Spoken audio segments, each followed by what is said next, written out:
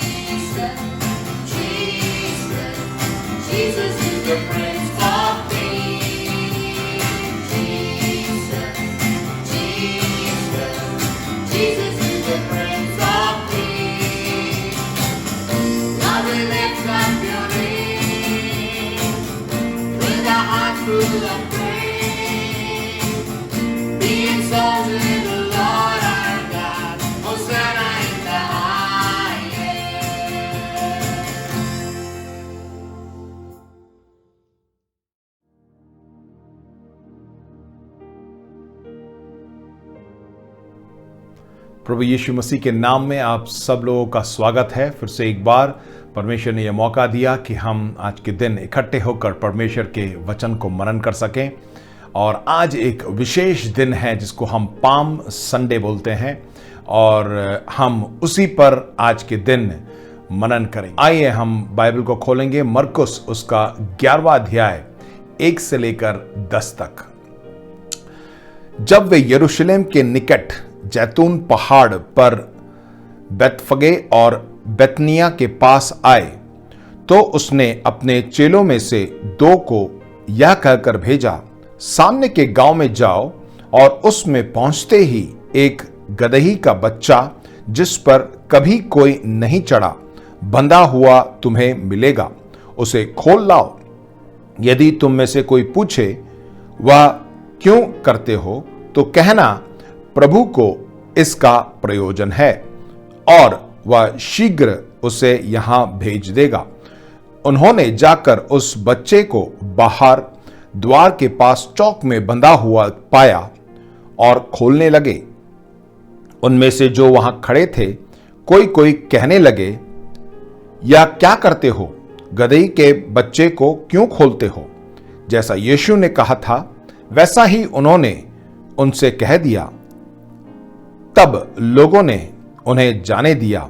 उन्होंने बच्चे को यीशु के पास लाकर उस पर अपने कपड़े डाले और वह उस पर बैठ गया। तब बहुतों ने अपने कपड़े मार्ग में बिछाए और औरों ने खेतों में से डालियां काट काट कर फैला दी। जो उसके आगे आगे और पीछे पीछे चलते आते थे पुकार पुकार कर कहते जाते थे, होशाना, धन्य है वह जो प्रभु के नाम से आता है, हमारे पिता दाऊद का राज्य जो आ रहा है, धन्य है आकाश में होशाना। आमेन, प्रेज द लॉर्ड। प्रभु का धन्यवाद देते हैं इस वचनों के लिए। आइए हम प्रार्थना करें।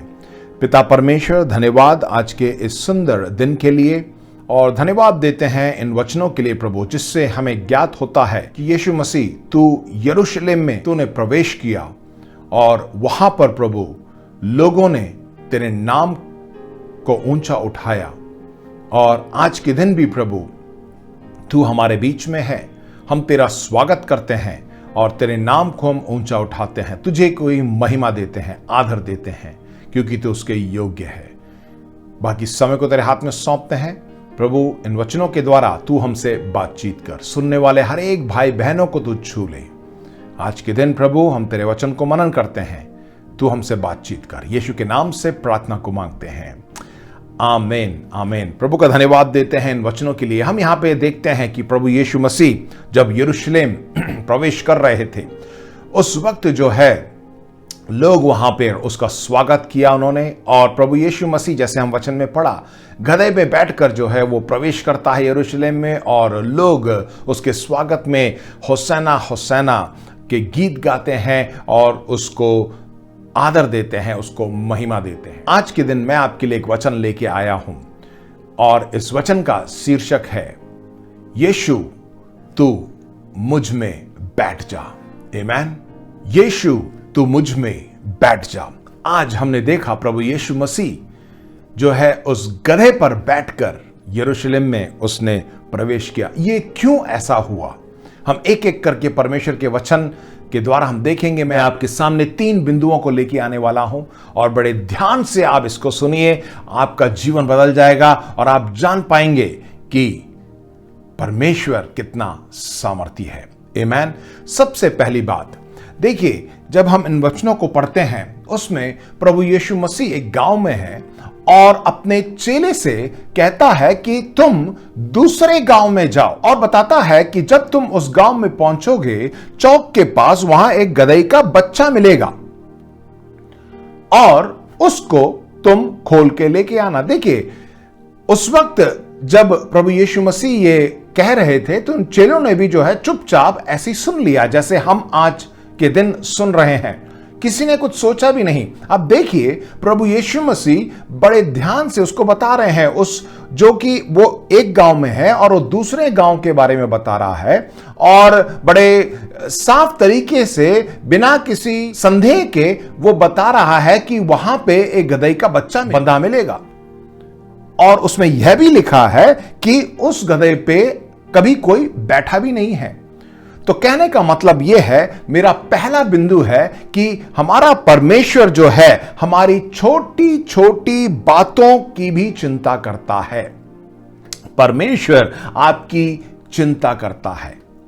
हम सोचते हैं कि परमेश्वर बड़ी बड़ी बातों के लिए ही हमारी चिंता करता है, परंतु परमेश्वर हमारी छोटी छोटी बातों की भी चिंता करता है। किसको मालूम था कि वहां उस गांव में जो है एक गधई का बच्चा होगा और उस पे कभी कोई बैठा नहीं होगा और वो बंधा होगा। उसकी वो सब मतलब परमेश्वर जो है एक एक चीज जो है साफ तरीके से बताता है। वैसे ही परमेश्वर हमारे जीवन में भी हर एक बातों का ध्यान रखता है, छोटी सी छोटी बात का भी वो ध्यान रखता है। बहुत सी बार हम सोचते हैं कि सिर्फ परमेश्वर जो है हमारे लिए बड़े बड़े कामों को करेगा और उसी की चिंता करता है, परंतु प्रियो मैं आपको बताना चाहता हूं कि परमेश्वर जो है महान परमेश्वर है। परमेश्वर हमारे जीवन में अद्भुत कामों को करता है। बहुत सी बार हमें मालूम ही नहीं पड़ता कि परमेश्वर हमारे जीवन में क्या क्या काम कर रहा है। बहुत सी बार हम अपने आप में इतने व्यस्त हो जाते हैं और परमेश्वर के कार्य को भूल जाते हैं। उदाहरण के लिए परमेश्वर हमें हर एक दिन सुबह उठाता है। कभी आपने सोच के देखा है कौन हमें उठाता है? हम अपने आप, हमारी नींद खुलती है और हम उठ जाते हैं। छोटी छोटी सी बात है। रात भर जो है जब हम सोते हैं तो हम जो है सांस लेते हुए सोते हैं, हम भूलते नहीं है सांस लेना। कौन हमारी सहायता करता है? परमेश्वर हमारी सहायता करता है। पूरी रात भर जब हम सोते हैं तो हमारी सुरक्षा देता है। कौन देता है? हमारा परमेश्वर हमें देता है। पूरे घर की सुरक्षा देता है।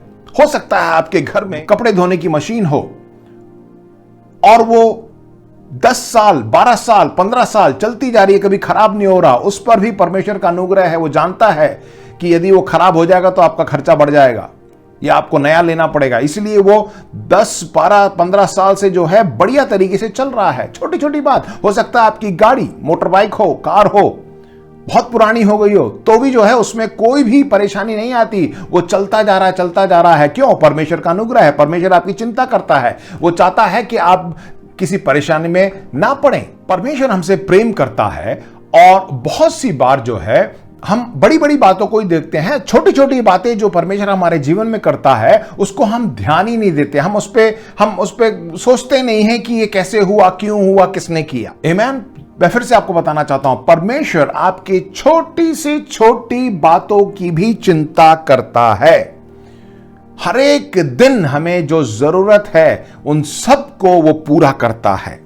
मैं कभी दुखी नहीं होता कि जो मेरा भाई है उसकी गवाही जो है मुझसे बड़ी है। मैं कभी दुखी नहीं होता कि मेरा जो मित्र है उसका घर मेरे घर से बहुत बड़ा है। मैं ये नहीं कभी दुखी नहीं होता कि अरे यार मेरे जो दोस्त के पास जो गाड़ी है वो मुझसे भी बढ़िया गाड़ी है। नहीं, हर एक बातों के लिए, छोटी सी छोटी बातों के लिए मैं प्रभु का धन्यवाद देता हूं। मैं हमेशा उसका धन्यवाद देता हूं क्योंकि वो जो है मेरी चिंता करता है। वो जानता है मेरी क्या क्या जरूरतें हैं और वो सब जो है वो मेरे जीवन में पूरा करता है।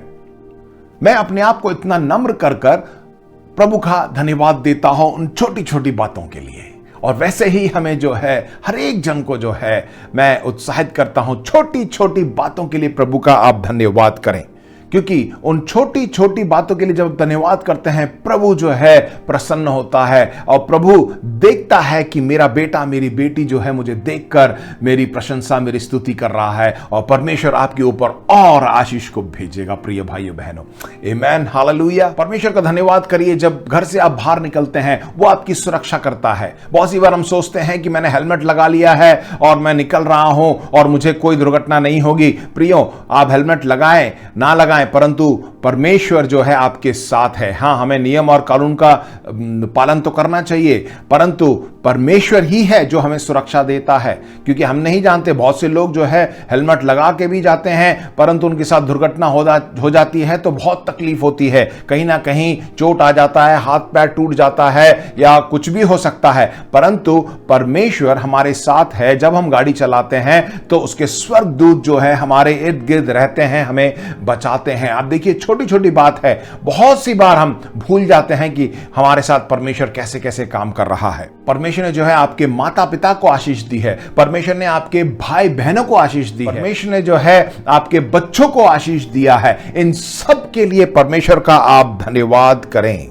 परमेश्वर का धन्यवाद दीजिए कि जब आप सुबह उठते हैं, आप अपने आप उठते हैं, आप इतने कमजोर नहीं हैं कि आपको कोई आके उठाए, कोई आपको पकड़े, परंतु परमेश्वर ने बल और सामर्थ्य दिया है, उसके लिए परमेश्वर का धन्यवाद करिए। कभी कभार हम बोलते हैं कि परमेश्वर इस हफ्ते आपने कुछ भी नहीं किया। मैं बताना चाहता हूं कि हर एक उन पुरानी बातों के लिए प्रभु का धन्यवाद करिए। हां, परमेश्वर ने नई बात नहीं की, पुरानी बात तो है ना, पुरानी बात जो है उसका आप धन्यवाद करिए। आमीन। सो यही मैं बात बताना चाहता हूं कि छोटी छोटी बातों के लिए परमेश्वर का धन्यवाद करिए, क्योंकि वो हमारी चिंता करता है। ये मेरा पहला बिंदु था। आइए हम दूसरे बिंदु में जाएंगे। परमेश्वर ने आपको बांध कर रखा है। देखिए, जब हमने शुरुआत में वचन को पढ़ा कि वो गदही जो है, गदही का जो बच्चा जो है बांध कर रखा गया। परमेश्वर कभी कभार हमें भी बांध कर रखता है, और उस गदही के बच्चे को वहां पर बांध के रखा है तो वो जितनी बड़ी रस्सी है उतनी ही दूर वो जा सकता है। कभी कभार परमेश्वर भी जो है हमें बांध के रखता है ना। बड़े अचंभे की बात कि परमेश्वर, हमेशा हम बात करते हैं कि परमेश्वर हमें छुड़ाता है, हमें आजादी देता है, कभी कभार हमें बांध के भी रखता है। हम देखेंगे क्यों बांध के रखता है। बहुत सी बार ये परमेश्वर की योजना में है, क्योंकि जब वो बांध के रखता है तो हम सीमित जगह तक ही जा सकते हैं। बहुत सी बार अगर हम बंधे नहीं हैं तो हम उस सीमा को पार करके हम आगे निकल जाते हैं। इसलिए परमेश्वर जो है बहुत सी बार हमारे जीवन में कुछ ऐसी बातें जो है बांध के रखता है, और हमें बांध के रखता है कि हम उस सीमा से पार ना हो जाएं। बहुत सी बार हम सोचते हैं परमेश्वर मेरे साथ ये नहीं हो रहा है, मैं बहुत परेशान हूं, मैं उधर तक पहुंच नहीं पा रहा हूं, वो चीज मैं कर नहीं पा रहा हूं। बहुत सी बार हम परमेश्वर से ही बोलते हैं, कुड़कुड़ाते हैं, पर परमेश्वर ने आपके जीवन के लिए एक योजना बना के रखी है, आपको उसने बांध के रखा है। वो जानता है कि आपको कहां तक पहुंचना है। आमीन, हालेलुया। यदि परमेश्वर हमें बांध के नहीं रखता तो बहुत सी बार हम पागलों जैसा काम कर देते हैं। बहुत सी बार हम ऐसी गड़बड़ियां कर देते हैं, बहुत सी बार हम ऐसी परेशानी में पड़ जाते हैं, बहुत सी बार हम खुद ही जो है कुछ ऐसी गलतियां कर बैठते हैं, और परमेश्वर नहीं चाहता कि हम इस तरह हम गिर जाएं, इस तरह हम परेशानी में पड़े। कभी कभार हमें गुस्सा आ जाता है, गुस्से में कुछ कर बैठते हैं। कभी कभार हम किसी चीज को पाने के लिए हम जो है कुछ गलत कदम उठा देते हैं, इसीलिए परमेश्वर हमें बांध के रखता है। हां प्रियो, बहुत सी बार परमेश्वर सही समय आने तक हमें बांधे ही रखता है। वो जानता है कि कौन सा वो सही समय है, जब मैं इसको खोल दूं वो जा सकता है, और तब तक हमें इंतजार करना पड़ेगा।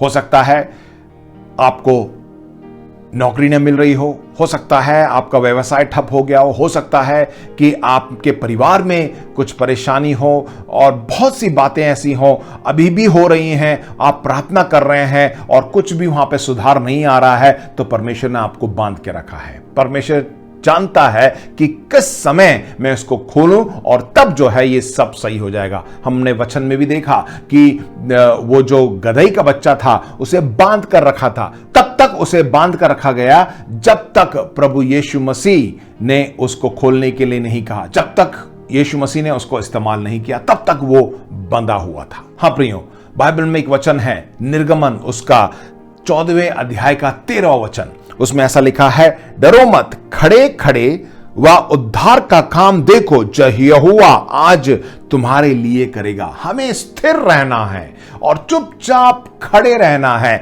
क्योंकि परमेश्वर उस उद्धार के काम को करेगा और हम उसे देखते रहें। आमीन, हालेलुया। और मैं आशा करता हूं कि बहुत से लोग आज के दिन इस परेशानी को झेल रहे होंगे, आपको परमेश्वर ने बांध के रखा होगा। परंतु प्रिय भाइयों बहनों, मैं आपको बताना चाहता हूं, आप पहले से ही परमेश्वर का धन्यवाद करिए। हो सकता है कुछ भी सुधार नहीं आ रहा है, परंतु आप पहले से ही आप परमेश्वर का धन्यवाद करिए। प्रभु धन्यवाद जो तू काम करने वाला, धन्यवाद कि तूने अभी मुझे बांध कर रखा है, धन्यवाद कि ये काम नहीं हो पा रहा है। इन सब बातों के लिए धन्यवाद करिए, क्योंकि वो जानता है आपके लिए उसने एक बढ़िया योजना बना के रखी है, और वो सही समय पर जो है आपको खोलेगा और आप उस आशीष को देख पाएंगे। इसलिए सिर्फ क्या करना है, धन्यवाद धन्यवाद। आप बोलिए, परमेश्वर तेरा धन्यवाद देते हैं अभी की परिस्थिति के लिए, धन्यवाद देता हूं, मैं धन्यवाद देता हूं कि यह काम नहीं हो रहा है, परंतु आने वाले दिन में हो जाएगा, इसलिए मैं तेरा धन्यवाद देता हूं।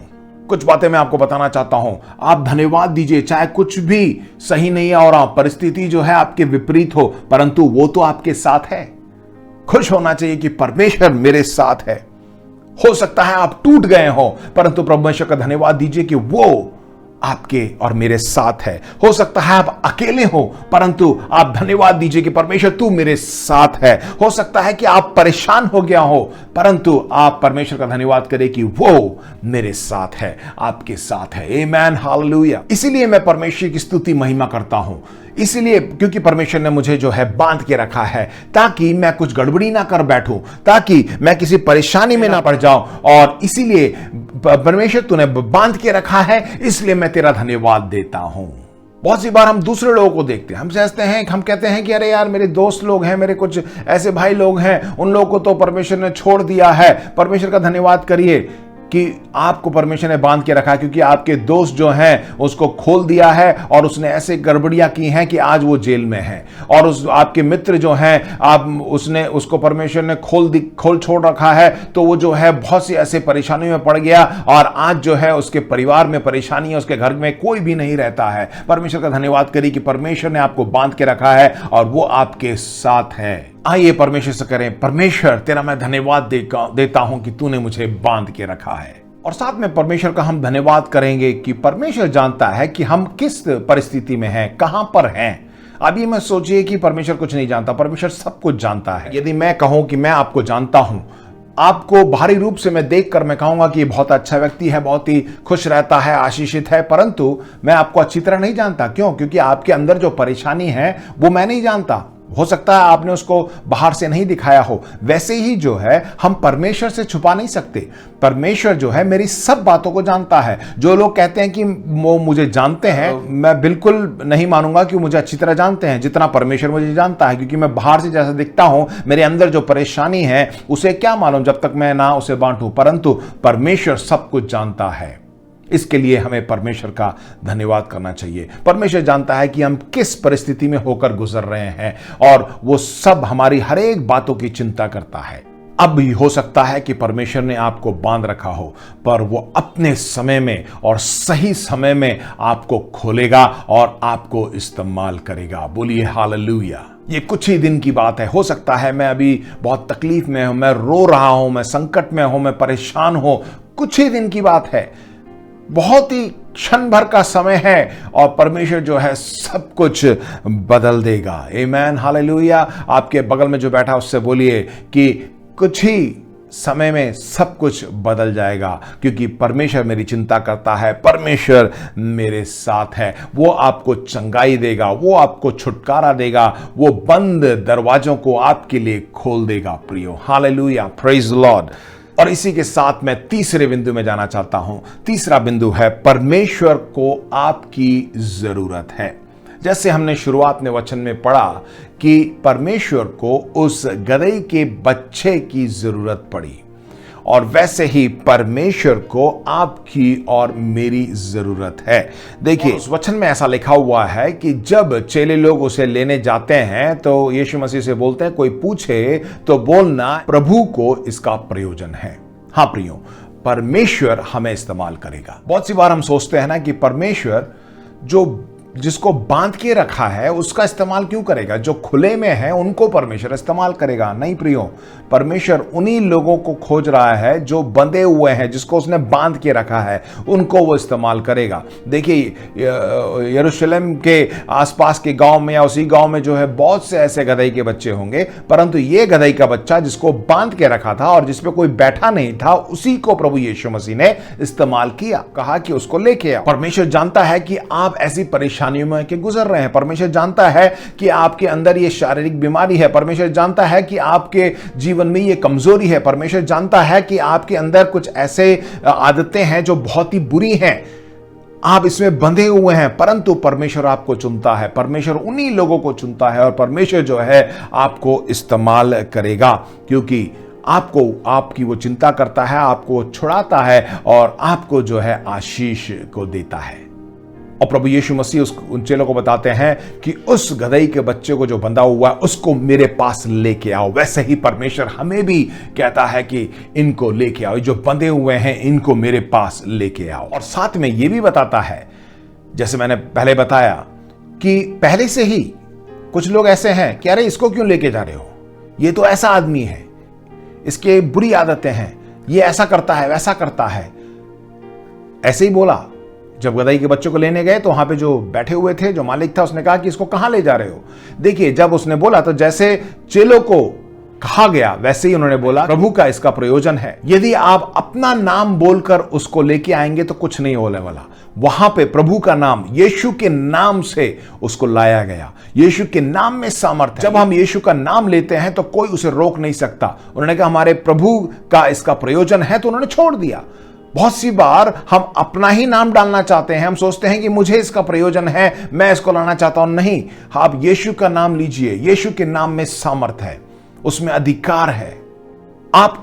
आपको अपना हक पाने के लिए, आपको अपने आशीषों को पाने के लिए आपको लड़ने की जरूरत नहीं है, क्योंकि परमेश्वर आपके लिए लड़ता है। हमें सिर्फ यीशु के नाम से उसको लेना है। जब भी हम आगे बढ़े, यीशु का नाम लीजिए और वो कार्य हमारे जीवन में हो जाएगा। आप अपने नाम से कोई विजय प्राप्त नहीं कर सकते। यीशु मसीह के नाम में आप जयवंत हैं। यीशु मसीह के नाम में आप जीत को प्राप्त करते हैं प्रियो। इसलिए प्रियो, आप चाहे कुछ भी जाने ना जाने, आपको ये यीशु के नाम में, हर चीज के लिए बोलिए यीशु के नाम में, यीशु के नाम में, यीशु के नाम में।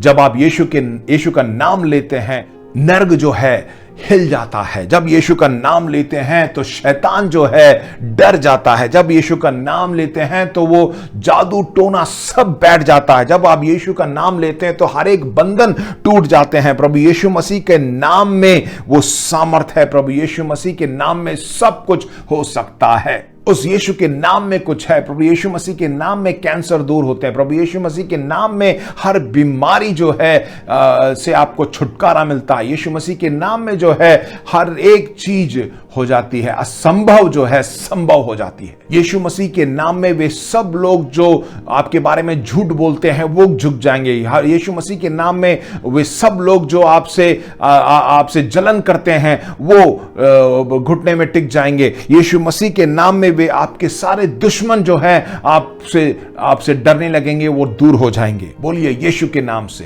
यीशु के नाम से और यीशु के नाम से। बोलिए यीशु के नाम में मेरी सारी आर्थिक तंगी दूर हो जाती है। यीशु के नाम से मेरी सारी बीमारी दूर हो जाती है। यीशु के नाम में मेरे बच्चे आशीषित हो जाते हैं। यीशु के नाम से मेरी सारी परिस्थिति बदल जाती है। यीशु के नाम में सब कुछ बदल जाता है। सिर्फ यीशु के नाम, यीशु का नाम, यीशु का नाम। बोलिए यीशु मेरे शरीर को छू ले। यीशु मसीह मेरे बच्चों को छू ले। यीशु मसीह मेरे परिवार को छू ले। यीशु मसीह मेरे माँ बाप को छू ले। यीशु मसीह मेरे भाई बहनों को छू ले। यीशु मसीह मैं जहां काम करता हूं वहां सब लोगों को तू आशीष कर। यीशु मसीह जहां पे मैं रहता हूं वहां पर हर एक को तू आशीष कर, यीशु के नाम से।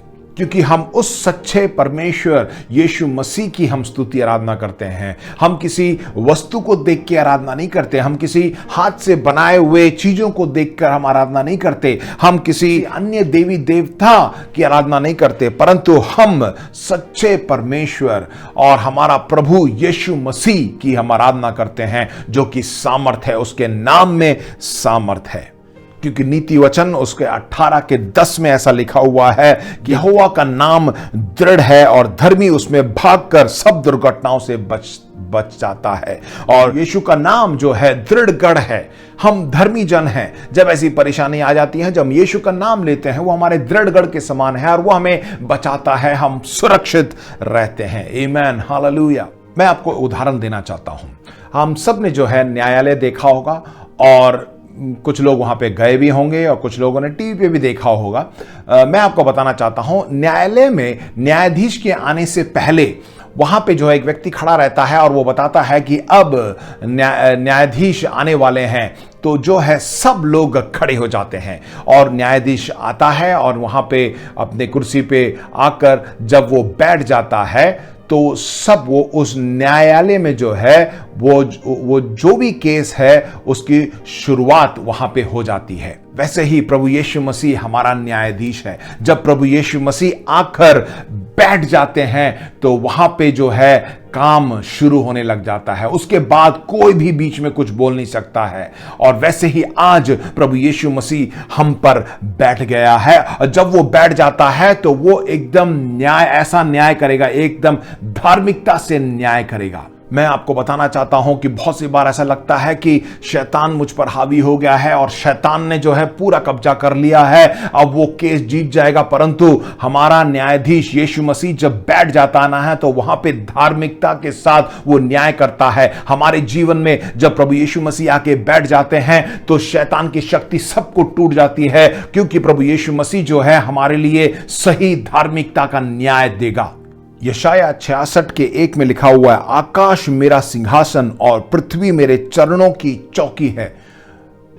हमारा प्रभु यीशु मसीह जब बैठ जाता है तो वो जो है न्याय करता है। जब प्रभु यीशु मसीह पहाड़ पर बैठा तो उसने पहाड़ी उपदेश वहां पे दे दिया। प्रभु यीशु मसीह जब उस गधे के बच्चे पे बैठा तो वो यरूशलेम में उसने प्रवेश किया। पेंतिकोस्त के दिन में प्रभु यीशु मसीह यानी पवित्र आत्मा जब लोगों पर उतरा तो वहां पर जो है पवित्र आत्मा की सामर्थ देखी गई और लोग जो है अन्य भाषा में बोलने लगे। और बाइबल बताती है कि प्रभु वो हरेक के जीवन में बैठ गया और वहां पवित्र आत्मा के अभिषेक से वो भर गए। इसलिए प्रिय भाइयों ने आज प्रभु यीशु मसीह से कहे, प्रभु तू मेरे जीवन में बैठ जा, क्योंकि जब वो बैठ जाता है, जैसे हम वचन में पढ़ते हैं कि जैसे ही यीशु मसीह उस गधे के बच्चे में बैठ गया तो वो गधे का बच्चा चलने लगा। आमीन। यरूशलेम में जो है उसने प्रवेश किया। वैसे ही जब प्रभु यीशु मसीह हमारे ऊपर बैठ जाते हैं तो हम चलने लगते हैं। हमारी सारी जो दुविधा है, हमारी सारी परेशानी है, हमारी जो जैसी भी परिस्थिति है, सब कुछ बदल जाता है और सब कुछ चलने लगता है, क्योंकि ये प्रभु यीशु मसीह जो है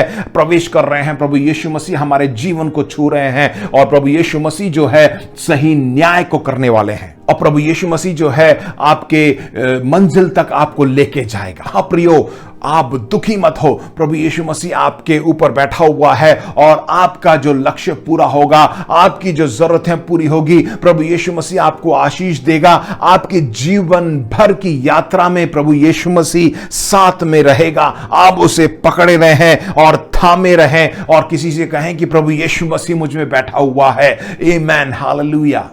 देखिए, फिलिपियों पहले अध्याय के 6 वचन में इस प्रकार लिखा गया है, तुम में अच्छा काम आरंभ किया है वही उसे यीशु मसीह के दिन तक पूरा करेगा। जो अच्छा काम आज जो शुरू हुआ है यीशु मसीह के आने तक जो है वो पूरा करेगा, वो पूरा करेगा। यीशु के नाम में वो पूरा होगा।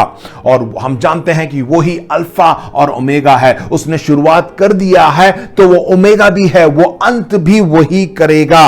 और आपको सिर्फ क्या करना है, बस यीशु मसीह को बिठाए रखना है, अपने ऊपर बिठाए रखना है और आपको चलते रहना है। हाँ प्रियो, तब यदि हम कहानी में देखें कि जब प्रभु यीशु मसीह उस गधे के बच्चे में बैठ के गया और वो जाने के बाद हम कहते हैं कि अरे यार, ये जो यात्रा थी ये तो सही नहीं थी। क्यों? क्योंकि वो उस यात्रा के बाद प्रभु यीशु मसीह को जो है क्रूस पे चढ़ा दिया गया। प्रियो, मैं आपको बताना चाहता हूं ये क्या है। देखिए, हम जो है पाप में डूबे हुए थे।